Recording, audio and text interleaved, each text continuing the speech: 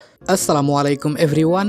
গতকাল রাতে অবহেলার শেষ মূল্য গল্পটি আপলোড করার 2 ঘন্টা পর ভিডিওতে কমিউনিটি গাইডলাইন স্ট্রাইক চলে আসে। এর জন্য ভিডিওটা তোমরা অনেকেই দেখতে পারো নাই। তো যারা ভিডিওটা দেখতে পারো নাই, আমাদের সেকেন্ড চ্যানেলে ভিডিওটা আপলোড হয়ে গেছে। লিংক পিন কমেন্টে দেওয়া আছে ভিডিওর।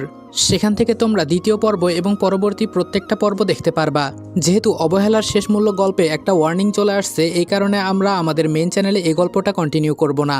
অবহেলার শেষ মূল্য গল্পটা আমাদের সেকেন্ড চ্যানেলে দেওয়া হবে। তো পিন কমেন্টে থাকা লিঙ্কে ক্লিক করে আমাদের সেকেন্ড চ্যানেলে চলে যাও, আর অবশ্যই চ্যানেলটা সাবস্ক্রাইব করে দিবা। তো চলো, কাছে থেকেও দূরে গল্পের 3 নাম্বার পর্ব শুরু করা যাক। আরজু রাতে খাবে না? ইরার প্রশ্ন শুনে আরজু মাথা তুলে ওর দিকে তাকিয়ে স্বাভাবিক গলায় বলল, আমি বাইরে থেকে খেয়ে এসেছি। ইরা বলল, সে তো তুমি সেই সন্ধ্যায় খেয়ে এসেছো। সারা রাত এভাবে না খেয়ে কেউ থাকে নাকি? আরজু বলল, আমার অভ্যাস আছে আপু, কোনো সমস্যা হবে না। আরজু মানা করলো ঠিকই, তবে ইরা সেটা মানতে নারাজ। একটু অধিকার দেখিয়ে বলল, তোমার সমস্যা না থাকলেও আমার সমস্যা আছে, চলো একসাথে খাবো। আমি বুঝতে পেরেছি সারাদিন এত খাটাখাটনি করে এসে তোমার আর রান্না করার ইচ্ছে নেই। তাছাড়া তুমি তো কিছু বাজারও করনি। চলো, আমি রান্না করেছি, আমারটাই খাবে আজকে। আরজু বলল, না আপু, আমি রাতে খাবো না, এখন আবার খেলে সমস্যা হবে, তুমি খেয়ে নাও। ইরা বলল, জেদ করে না আরজু, আমি তো তোমার বড় বোনের মতো, আমি আমার ছোট বোনকে রেখে কি করে খেয়ে নেব বলো তো? আমার তো খারাপ লাগবে। ইরার এত যত্নবোধ হয় আরজুর ভালো লাগলো, তবে খুব বেশি নিজের ভালো লাগাটা প্রকাশ করলো না। খুব অল্প হেসে উত্তর দিল। এতটাই অল্প হাসলো যেন ইরা বুঝতে না পারে যে আরজু খুব বেশি খুশি হয়েছে। কেননা আরজু নিজের খুশি অন্যদেরকে দেখাতে খুব একটা বেশি পছন্দ করে না। তুমি খেয়ে নাও আপু, আমি অন্য কোনো দিন তোমার রান্না করা খাবার খাবো, আজকে পেট একদম ভরা। এখন যদি আবার খাই তাহলে অসুবিধা হবে। সত্যি বলছি, আমার পেট ভরা আছে। ইরা কেন যেন আর জোর করতে পারল না। এখনও আরজুর সাথে এতটা ভালো সম্পর্ক তৈরি হয়নি যে আরও জোর করতে পারে। আরজুর কথায় সম্মতি জানিয়ে চলে গেল।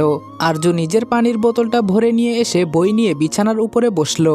বেশ অনেকগুলো বই একসাথে নিয়ে বসলো। সেই সাথে খাতা কলম সহ পড়তে যে যে জিনিসের দরকার হয় সে সবই সাথে নিয়ে বসলো। জোরে জোরে পড়ার অভ্যাস আরজুর নেই। সবসময় সে অন্যদের অসুবিধার কথা ভাবতে খুব পছন্দ করে। কেউ আরজুকে দোষারোপ করবে, ওর জন্য তাদের কোনো অসুবিধা হবে, এসব আরজুর একদমই পছন্দ না। তাই দরকার পড়লে নিজের অসুবিধা করবে, তবুও অন্যদের অসুবিধা করবে না। ইরা খেয়ে দিয়ে বিছানায় গিয়ে শুয়ে পড়ল। সময় অনেক হয়েছে দেখে আরজুকে উদ্দেশ্য করে বলল, কখন ঘুমাবে আরজু? আরজু বলল, সামনে পরীক্ষা আছে আপু, দেখি কতক্ষণ পড়া যায়, ঘুম এলে ঘুমিয়ে পড়ব, তুমি চিন্তা করো না। ইরা বলল, আচ্ছা ঠিক আছে, বেশি রাত জেগো না, তাহলে কিন্তু শরীর খারাপ করবে। আরজু বলল, তুমি লাইটটা বন্ধ করে দিয়ে ঘুমাও, না হলে তোমার সমস্যা হবে। ইরা আপত্তি জানিয়ে বলল, আরে না, আমি লাইট অফ করে ঘুমালে তুমি পড়বে কি করে? আমার ঘুমের থেকে তোমার পড়াটা বেশি গুরুত্বপূর্ণ, তুমি পড়ো, আমার কোনো অসুবিধা হবে না, আমি কাঁথা মুড়ি দিয়ে ঘুমাবো। আরজু কিছু বলল না ইরাকে, চুপচাপ উঠে গিয়ে নিজেই লাইটটা অফ করে দিয়ে এসে আবার বিছানায় বসলো। ফোনের ফ্ল্যাশ লাইটটা অন করে আবারও বিড়বিড় করে পড়তে শুরু করলো। ইরা যেন অবাক না হয়ে পারল না। মনে মনে ভাবলো, মুনতাসির এটা কোন আজব প্রাণীকে ওর কাছে পাঠিয়েছে।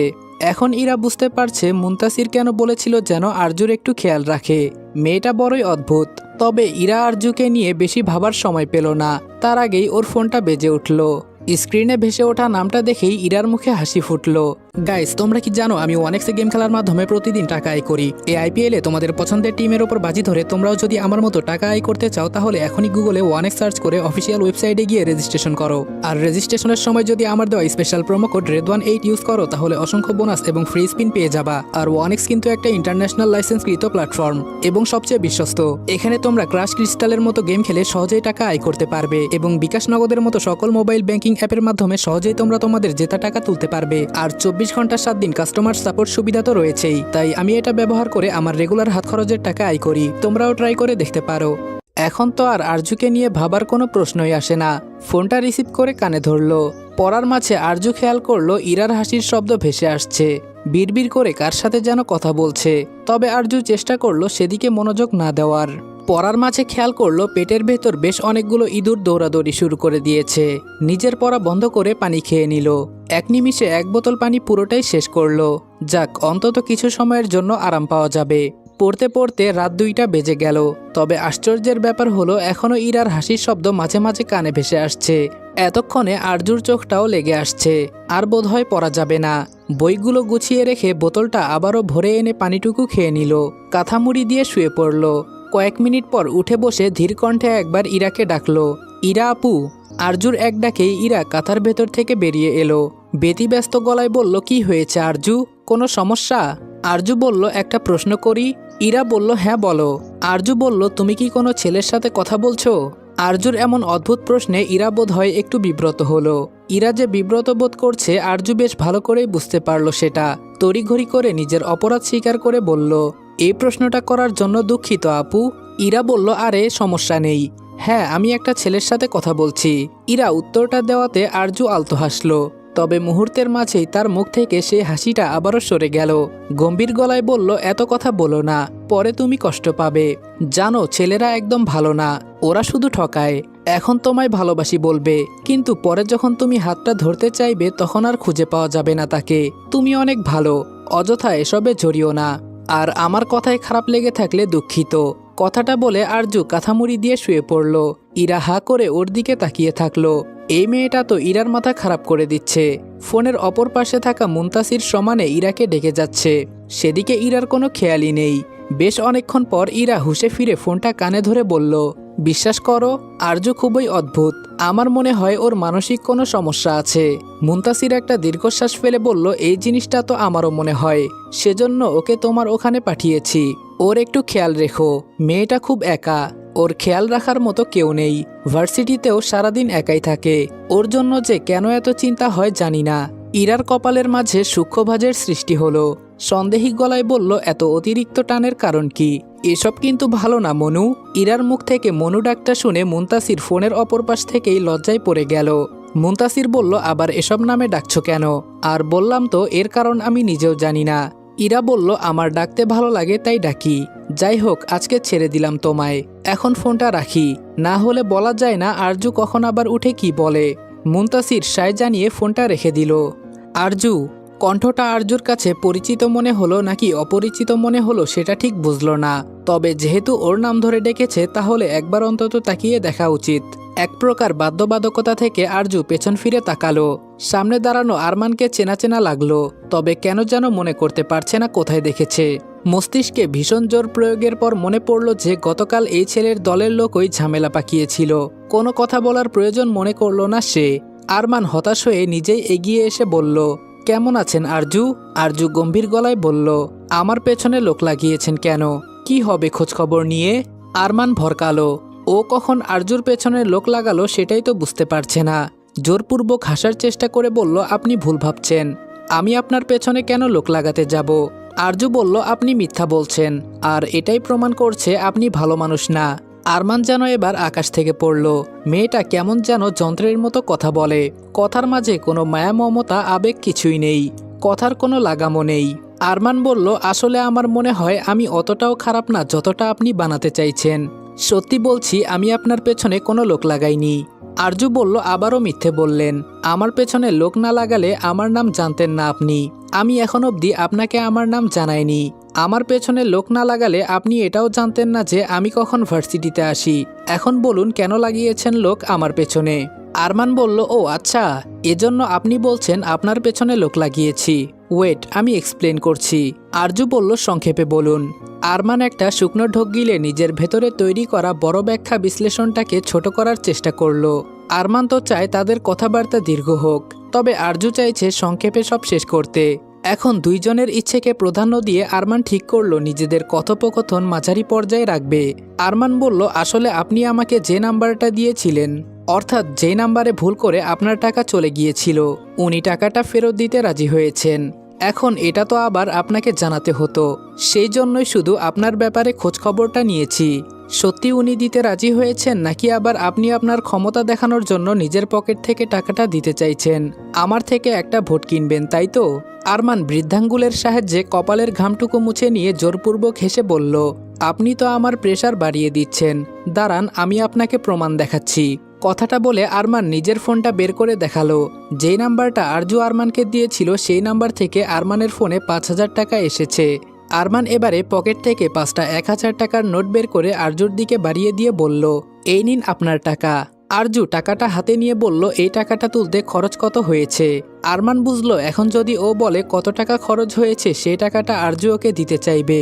আবারও জোরপূর্বক হেসে বলল, কোনো টাকা লাগেনি তুলতে। আরজু বলল, আপনি আবারও মিথ্যা বলছেন, আমি জানি খরচ হয়। তার সাথে এটাও বলুন, এই যে আপনি আমার উপকার করলেন তার জন্য কত টাকা নেবেন।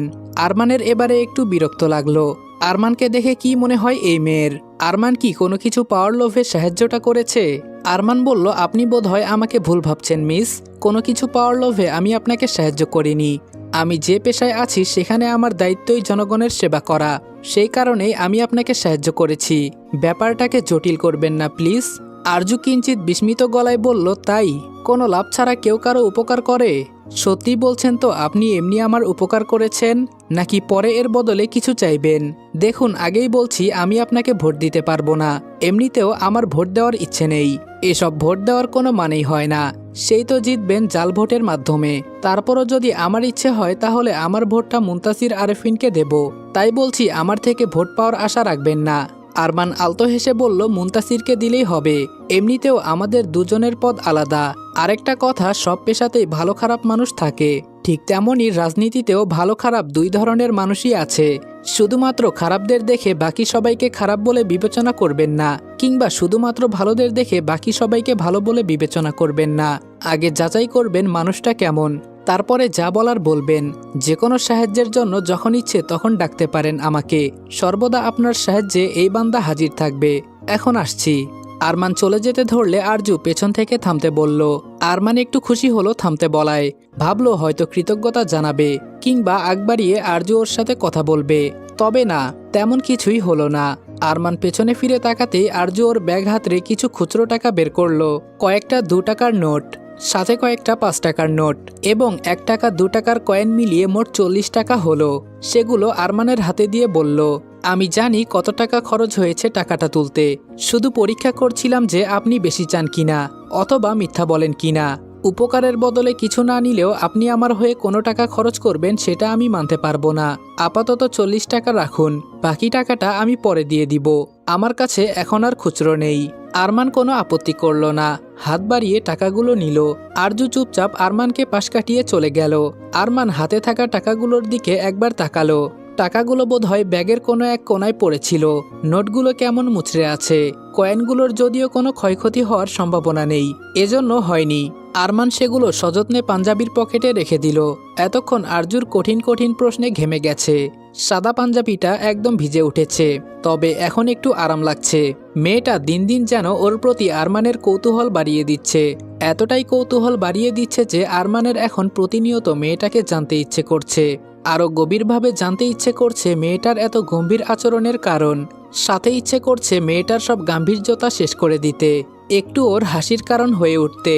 অপরদিকে নাসিমা বলল, আরও কত সময় লাগবে প্রার্থনাকে তৈরি করতে তোমাদের? এত সাজগোজ করানোর কি আছে? এ বাড়ি থেকে তো ওই বাড়িতেই যাবে। নাসিমার কথা শুনে পার্লারের মেয়েটা ব্যস্ত গলায় বলল, এই তো ম্যাম হয়ে এসেছে, শুধু চুলটা বাঁধা বাকি আছে।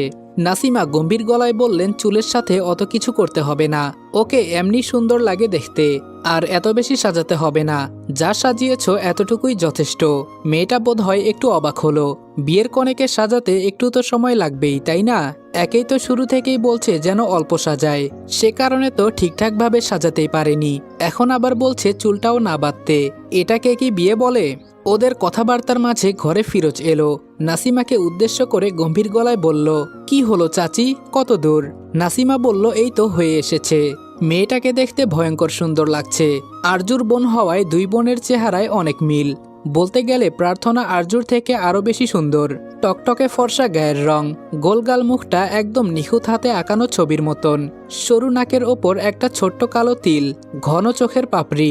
মেয়েটা খুব সুন্দর দেখতে, আর এই সৌন্দর্যই বোধহয় প্রার্থনার জীবনের সবথেকে বড় শত্রু। না এই সৌন্দর্য থাকতো না আজ ফাহাদ প্রার্থনার প্রতি আকৃষ্ট হতো। ফিরোজ প্রার্থনার দিকে দৃষ্টি তাক করে আবার সরিয়ে আনলো। যতই হোক বড় ভাইয়ের বউ হবে বলে কথা, প্রার্থনার ওপর অন্তত এই দৃষ্টি দেওয়া ঠিক হবে না। ফিরোজ বলল, তাড়াতাড়ি বাহিরে নিয়ে এসো ওকে, দেখো আবার ছোট মেয়ের মতন যেন তোমার বড় মেয়েটাও না পালায়। পার্লারের মেয়েটা বুঝলো প্রার্থনাকে আর ওর সাজাতে হবে না, তাই ওর এখানে থেকেও লাভ নেই। ম্যাম, আমার পেমেন্টটা যদি করে দিতেন তাহলে আমি এবার যেতাম, আমাকে আরেক জায়গায় যেতে হবে। রুমে যে আরও একজন উপস্থিত আছে সেটা ফিরোজ এতক্ষণ খেয়াল করেনি। এবারে চোখ পড়ল মেয়েটার উপর। মেয়েটার দিকে তাকাতেই ফিরোজের ভেতরে থাকা পশু সত্তাটা বের হয়ে আসতে চাইল। ফিরোজের দৃষ্টির মানে বুঝতে পেরে মেয়েটা অস্বস্তিতে পড়ল। ওড়নার সাহায্যে নিজেকে আরও একটু আবৃত করার চেষ্টা করল। ফিরোজের সেই দৃষ্টি নাসিমার চোখও এড়ালো না। তাড়াহুড়ো করে মেয়েটাকে উদ্দেশ্য করে বলল, তুমি আমার সাথে এসো, আমি তোমাকে টাকা দিচ্ছি। কথাটা বলে নাসিমা আগে চলে গেল। মেয়েটা ওর জিনিসপত্র নিয়ে গুটি গুটি পায়ে ওনার পেছন পেছন গেল। আপাতত ফিরোজ মাথা থেকে মেয়েটার কথা ঝেড়ে ফেলল। যদি খুব বেশি প্রয়োজন পড়ে তাহলে না হয় পরে ওকে খুঁজে নেওয়া যাবে। ফিরোজের এলাকাতেই তো থাকে, বাহিরে আর পালিয়ে যাবে কোথায়। চেয়ারে চুপ করে বসে আছে প্রার্থনা। অল্প সাজালেও খুব সুন্দর লাগছে মেয়েটাকে। আজকে প্রার্থনার বিয়ে, তবে ওর প্রিয় মানুষের সাথে না, বরং খুব জঘন্য একজন মানুষের সাথে, যাকে দেখলেই থুতু ফেলতে ইচ্ছে করে। কিন্তু প্রার্থনার কিছু করার নেই, ওকে বিয়েটা করতেই হবে। ফিরোজ এগিয়ে গেল প্রার্থনার দিকে। প্রার্থনার কপালে পড়ে থাকা চুলগুলো হাতের আঙ্গুলের সাহায্যে কানের পিঠে গুজে দিল। ফিরোজের নোংরা ছোঁয়ায় প্রার্থনা চট করে উঠে দাঁড়ালো। ফিরোজের থেকে দূরত্ব বাড়িয়ে বলল, কি করছো? বেরিয়ে যাও আমার ঘর থেকে। ফিরোজ প্রার্থনার দিকে এগিয়ে গিয়ে বলল, আমি জানি তুই এই বিয়েটা করতে চাস না, তাই তো? প্রার্থনা বলল, আমার উত্তর শুনেই বা কি করবে? সেসবের তো কোনো মূল্য নেই তোমাদের কাছে। ফিরোজ বলল, জানিস প্রার্থনা, তোকে একমাত্র বাঁচাতে পারলে আমিই পারবো। তোর জন্য আমার বড্ড মায়া হচ্ছে। সত্যি তো, আমার বুড়ো ভাইকে বিয়ে করা অত সহজ না। তুই চাইলে আমি তোকে বাঁচাবো। তোর ওই প্রেমিক আছে না, যে তোকে আমার ভয়ে ছেড়ে চলে গিয়েছিল, ছেলেটা কিন্তু বেশ ভালো, তোকে ভালোবাসে, তবে আমার ভয়ে টিকতে পারেনি। আমি ওর সাথে তোর বিয়ে দেব, তাহলে তো তুই খুব খুশি হবি, তাই না? প্রার্থনা খুশি হতে চেয়েও হতে পারল না, কেননা ফিরোজ স্বার্থপর, নিজের স্বার্থ ছাড়া কখনো কিছু করবে না। সেখানে আজকে কোনো কিছু প্রার্থনার থেকে না নিয়ে বিয়েটা ভেঙে দেবে, এটা তো কখনোই হতে পারে না। নিশ্চয়ই এর পেছনে বড় কোনো উদ্দেশ্য আছে। তবে একটা বিষয় আজকে নিশ্চিত হলো, প্রার্থনার ভালোবাসাটা মিথ্যে ছিল না। ফিরোজের মুখ থেকে সাহিত্যের ব্যাপারে শুনে খুব একটা অবাক হয়নি, কেননা অনেকটা তো আন্দাজ করেই নিয়েছিল এই ব্যাপারে। আজকে শুধু নিশ্চিত হলো। প্রার্থনা বলল, কেন করেছিলে আমার সাথে এমন একটা নোংরা কাজ? আমি কি ক্ষতি করেছিলাম তোমাদের? আমার নামে কেন এত বড় একটা অপবাদ বের করলে? ফিরোজ বলল, আমার ভাইয়ের যে বুড়ো বয়সে ভীমরতি ধরেছিল, এমন সময় তুইও নজরে পড়ে গিয়েছিলি। ভাই হয়ে নিজের ভাইয়ের আবদার রাখবো না? সামান্য একটা মেয়ে তো উপহার চেয়েছিল আমার থেকে, এটাই আমি তাকে দেব না, তা কি করে হয়? তবে হ্যাঁ, তুই যদি এখন আমায় সাহায্য করিস তবে আমি এই বিয়েটা ভেঙে দিয়ে সাহিত্যের সাথে তোর বিয়েটা দিয়ে দেব। প্রার্থনা সন্দেহী গলায় বলল, সত্যি বলছো নাকি মজা করছো? আমার অনুভূতি নিয়ে খেলছো, তাই না? ফিরোজ হো হো করে হেসে উঠে বলল, মজাও করছি না, তোর অনুভূতি নিয়ে খেলছিও না। সাহায্য করব তোকে, আমি সত্যি বলছি তোকে সাহায্য করব, কিন্তু বিনিময়ে তোকে আমার একটা উপকার করতে হবে। প্রার্থনা বলল, কি উপকার? ফিরোজ বলল, আরজুর ঠিকানা বলতে হবে আমায়। তুই শুধু আমায় ওর ঠিকানা বলবি, তারপরে যদি ও মাটির নিচেও লুকিয়ে থাকে সেখান থেকে আমি ওকে টেনে বের করে আনবো। দেখ প্রার্থনা, তুই শুধু আমায় ঠিকানা বলার বদলে আমি এই বিয়েটা ভেঙে দেব, সেই সাথে তোর সাহিত্যকে খুঁজে এনে ওর সাথে তোর বিয়েটা দিয়ে দেব। আমি এক কথার মানুষ, একবার যখন বলেছি সাহায্য করব তার মানে করবই। তুই শুধু আরজুর ঠিকানা বলবি আমায়। এতক্ষণে প্রার্থনা বুঝতে পারলো হঠাৎ করে ফিরোজের সাহায্য করার কারণ। তবে প্রার্থনা তো বলবে না আরজু কোথায়। ও মরে গেলেও কোনোদিন আরজুর ঠিকানা বলবে না। ওর জীবন তো শেষ হয়ে গেছে, এমনিতেও প্রার্থনার বাঁচার ইচ্ছে নেই। তবে প্রার্থনা জানে আরজু বাঁচতে চায়, নিজের মতন করে প্রাণ খুলে বাঁচতে চায়। নিজের বোনের জীবনটা প্রার্থনা কোনো মতেই নিজের সুখের বিনিময়ে ধ্বংস করতে পারবে না।